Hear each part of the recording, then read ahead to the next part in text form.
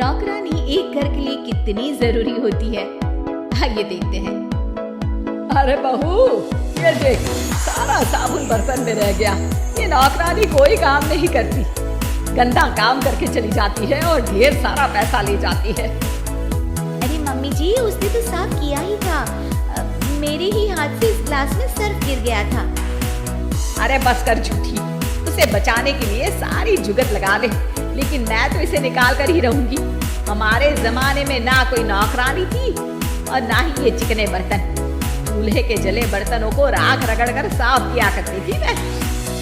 अरे माँ जी, मैं कहाँ बचा रही हूँ उसे। और वैसे भी आजकल नौकरानी जरूरत नहीं, स्टेटस सिंबल बन गया है। अब आप बताओ, मैं मुन्ना को नीचे घुमाने ले जाऊं तो लोगों से क्या बोलूं? झाड़ू पोछा खुद लगा रही हूँ। लोग सीधा यही पूछते हैं कि कौन सी नौकरानी काम कर रही है तेरे घर पर। अरे बस कर, ये भी कोई बात होती है? मम्मी जी, आप नहीं समझेगी। शाम को नौकरानी घर आकर काम कर ही रही होती है कि सास को कहती है, माँ जी, एक बात बोलूं, बुरा न मानना।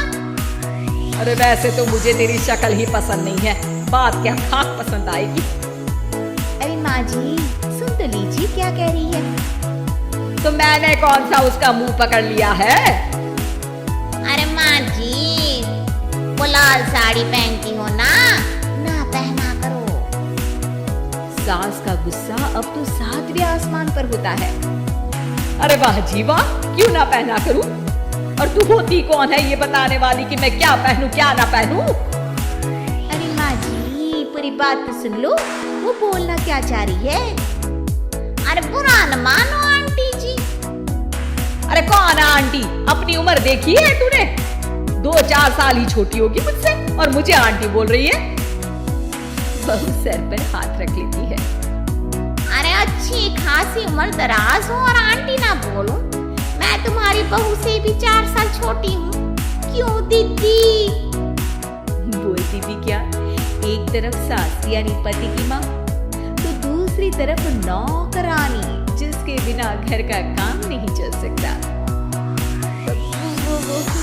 दरअसल माँ जी की शादी भी बहुत जल्दी हो गई थी ना। अच्छा ये झगड़ा छोड़ो, ये बताओ तुम माँ जी को लाल साड़ी पहनने से क्यों मना कर रही हो? वो ना, इनकी उम्र की सारी औरतें सोसाइटी में इनके लिए बात करती हैं कि तुम्हारी सास बुढ़ी घोड़ी लाल लगाम है। बहू को ये सुनकर गुस्सा आ जाता है। अरे बाबा, कौन बोलता है जी? खुद क्या है यहाँ की औरतें? बाल सफेद लेकिन टाइट जींस और कोई कुछ भी पहने। अरे पहनना हमारा निजी हक है, किसी को कुछ हक नहीं बनता कि वो मेरी सास के लिए कुछ बोले।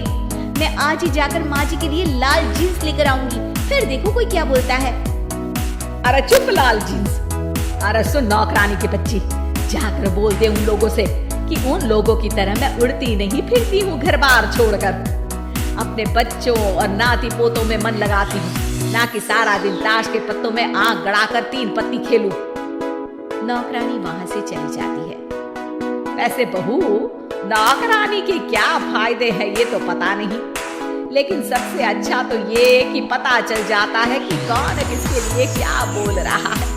सोसाइटी में तेरा नौकरानी रखने का इरादा बिल्कुल ठीक था। अगले दिन उन लोगों के घर की बेल बजती है। बहू दरवाजा खोलती है कि सामने कुछ औरतें खड़ी होती हैं। अरे बहू, कहाँ है तेरी सास? बुला जरा। अरे बहन जी, आप सारी एक साथ आइए आइए, कैसे आना हुआ? अरे 3 पत्ते खेलने आई हैं, क्यों खेलोगी? क्यों नहीं, वैसे भी बड़े दिन हो गए, एंटरटेनमेंट हुआ नहीं। बहू जा जाकर पकोड़े तो बना ला। अरे बस करिए, आगे कुछ पीछे कुछ। वैसे तो कहती है कि परिवार पर ध्यान देती है, हमारी तरह 3 पत्तियां नहीं खेलती। हमने कौन सा परिवार छोड़ दिया? सास सक पका जाती है। अब ये किसने कहा? मैं तो कहती हूँ कि मैं भी थोड़ा बाहर निकलूं। आपने ही तो कमला नौकरानी से ये सारी बात की थी। सास और बहू को अब सारी कहानी समझ आ जाती है कि सोसाइटी की औरतें क्यों भड़क रही हैं।